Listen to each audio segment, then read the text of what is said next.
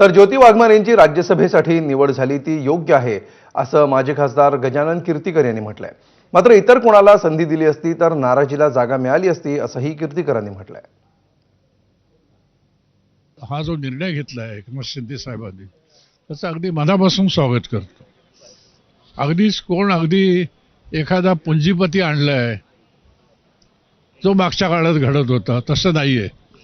एक सर्वसाधारण घरातली बहुजन समाजाची शिक्षित महिला, कळले की नाही, हिला तिकीट दिल्यानंतर एक फार मोठा ऐतिहासिक अशा तऱ्हेचा निर्णय आहे असं मी समजतो।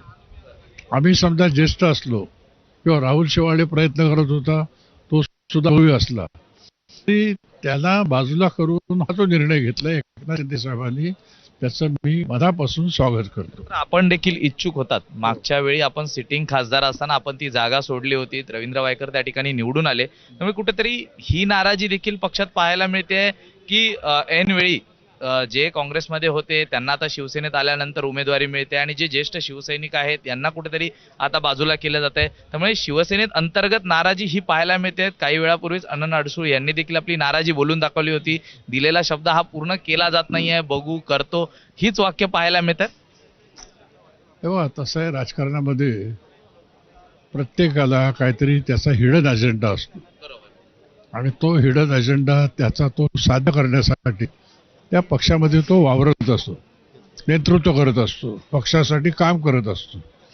आता हे झाले एका बाजूला परंतु जेव्हा निवडणूक येते आणि उमेदवारी नक्की केली जाते तेव्हा पक्षश्रेष्ठी जे असतात, पक्षाचा प्रमुख असतो, त्याला अनेक बाजूने विचार करायला लागतात, कळले की नाही।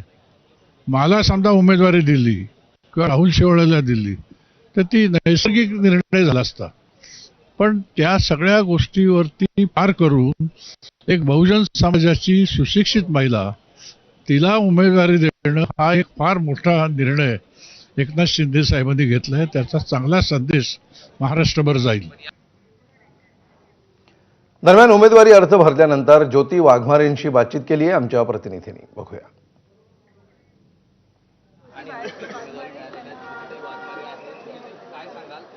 जबाबदारी पक्षाकडून आपल्याला देण्यात आलेली आहे। देशाच्या वरच्या वरिष्ठ सभागृहात आपण जात आहात। खूप खूप धन्यवाद आदरणीय मुख्य नेते, महाराष्ट्र राज्याचे उपमुख्यमंत्री, लाडक्या बहिणींचे लाडके भाऊ एकनाथजी शिंदे साहेबांचे आणि आमचे नेते माननीय खासदार डॉक्टर श्रीकांत शिंदे साहेबांचं।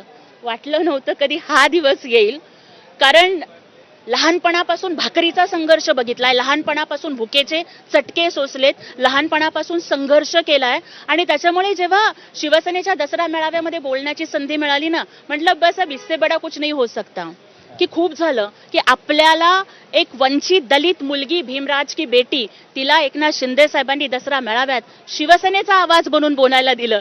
इथेच मी खुश होते, परंतु शिवसेना हा कार्यकर्त्यांचा पक्ष आहे। हिंदू हृदय सम्राट बाळासाहेब ठाकरे जसं म्हणायचे की शिवसैनिक हीच तुमची जात आणि तोच तुमचा धर्म, त्याच्यामुळे आज कुठल्याही पद्धतीचं आरक्षण नसताना माझ्यासारख्या एका दलिताच्या मुलीला, जिचा बाप हा एक सर्वसामान्य कामगार आहे, जिच्या आईनं काबाड कष्ट केलेले आहेत, त्यांना आज देशाच्या वरिष्ठ सभागृहात सोलापूरच्या गल्लीवरती अनवाणी पायानं चालणारी पोरगी आज दिल्लीपर्यंत पोहोचतीये। एकनाथ शिंदे साहेबांचे आभार आणि ज्यांनी आम्हाला लढायचं बळ दिलं ते डॉक्टर बाबासाहेब आंबेडकर, छत्रपती शिवाजी महाराज आणि माता भीमाई, माता रमाई, माता सावित्रीमाई, माता जिजाऊ या सगळ्या जणींचे आभार। कारण मला वाटतं ही माझी उमेदवारी नाही, ही उमेदवारी ही जिजाऊच्या हातातल्या तलवारीची आहे, ही उमेदवारी सावित्रीमाईंच्या हातातल्या पाटीची आहे, ही उमेदवारी बाबासाहेबांच्या हातातील पेनाची आहे, ही उमेदवारी लाडक्या बहिणींची आहे, ही उमेदवारी कष्ट करणाऱ्या प्रत्येकाची आहे, ही उमेदवारी त्या प्रत्येकाची आहे, म्हणजे जी प्रत्येक लाडकी बहीण ही झगडतीये ना संघर्षाशी आणि कष्टाशी, गरिबीशी, कंबर कसून कमरेला पदर खोचून ती झगडतीये ना, त्या प्रत्येक लाडक्या बहिणीला साहेबांनी आज विश्वास दिलाय की तुझा भाऊ तुझ्या सोबत आहे, ताई तू घाबरू नकोस, लाडक्या बहिणींचा पाठीराखा। यापेक्षा काय बोलू। ही उमेदवारी जाहीर होण्याच्या काही तासापूर्वीच खूप राजकीय घडामोडी घडताना पाहायला मिळत होत्या। कालपासनं नंदनवनवरती माजी खासदारांच्या भेटीगाठी झाल्या, अनेक जण इच्छुक या सगळ्या पदासाठी होते। त्यातलं हे नाव, जी ज्येष्ठांची नावं होती ही मागेला सारून एकनाथ शिंदेंनी आपल्यावर जबाबदारी दिलेली आहे। कुठेतरी नाराजी ही देखील पक्षात आपल्या उमेदवारीमुळे पाहायला मिळत आहेत. आनंद अडसूळांनी सांगितलेलं आहे की मला जो दिलेला शब्द होता तो पूर्ण झालेला नाहीये.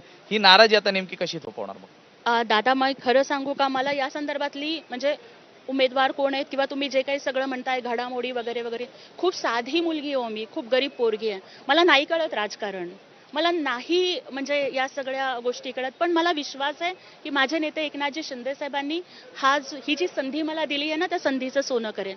माननीय अडसूळ साहेब असतील, माननीय शेवाळे साहेब असतील, शायनाताई असतील किंवा अगदी इतर जे जे इच्छुक आहेत, सगळे ज्येष्ठ आहेत, त्यांचं योगदान सुद्धा पक्षासाठी तेवढंच महत्त्वाचं आहे.